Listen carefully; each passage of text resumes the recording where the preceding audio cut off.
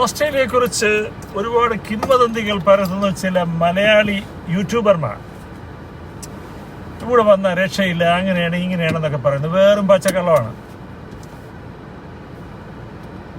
നിങ്ങൾക്ക് മിഡിൽ ഈസ്റ്റിൽ പോയാൽ ഒരുപാട് കാശുണ്ടാക്കാം, പക്ഷെ ഇവിടെ വന്നാൽ കാശും ഉണ്ടാക്കാം, ലൈഫും സെറ്റിലാക്കാം.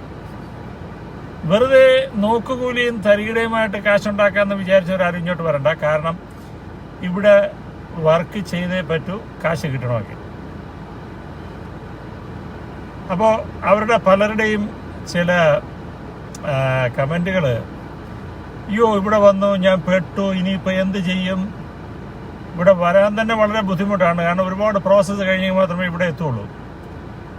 ഇവിടെ ഒരു സിമ്പിൾ ലോജിക്ക് ഞാൻ പറഞ്ഞുതരാം. ഇവിടെ വന്ന മലയാളികൾ 5 വർഷം എടുക്കുമ്പോൾ ആദ്യത്തെ വീട് മേടിക്കും, 10 വർഷമാകുമ്പോൾ രണ്ടാമത്തെ വീട് മേടിക്കും, 15 വർഷമാകുമ്പോൾ മൂന്നാമത്തെ വീട് മേടിക്കും.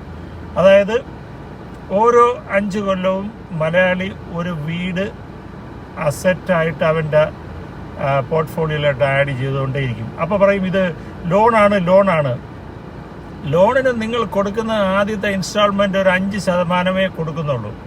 ബാക്കിയെല്ലാം അതിൻ്റെ റെൻറ്റ് അടഞ്ഞ് പോവുകയാണ് ഒട്ടുമുക്കാലും. പിന്നെ ഈ പ്രോപ്പർട്ടി അപ്രീഷിയേറ്റ് ചെയ്തുകൊണ്ടേയിരിക്കും.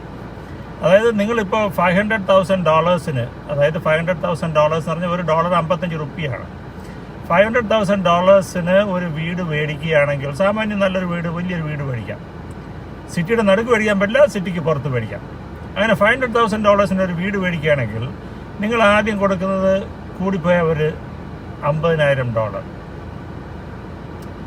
10% കൊടുത്ത് ബാക്കി $450,000 അതിൻ്റെ 20 കൊല്ലത്തെ മോർട്ട്ഗേജ് അതിൻ്റെ റെൻറ്റിൽ നിന്ന് അടഞ്ഞു പൊക്കോളും. അപ്പോൾ 5 കൊല്ലം കഴിയുമ്പോൾ നിങ്ങളുടെ ഈ വീടിനെ അപ്രീഷിയേറ്റ് ചെയ്യുന്നു. അത് 500,000 എന്നുള്ളത് ഒരു 800,000 ആവും. അപ്പോൾ അവിടെ 300,000 പിന്നെയും കൂടിയ നിങ്ങളുടെ വാല്യൂ. അപ്പോൾ അതിൽ അടുത്ത ലോൺ എടുക്കുന്നു, അടുത്ത ഒരു $50,000 ലോൺ എടുക്കുന്നു, അടുത്ത വീട് മേടിക്കുന്നു, അടുത്ത വീട് മേടിച്ച് അതും റെൻറ്റിന് കൊടുക്കുന്നു, അതിൻ്റെ റെൻറ്റ് വെച്ച് ആ വീടിൻ്റെ മോർട്ട്ഗേജ് അടഞ്ഞു പോകുന്നു. അങ്ങനെ നിങ്ങൾ ഒരു 20 കൊല്ലമാകുമ്പോൾ നിങ്ങൾ 4 വീടിൻ്റെ ഓണറാവും.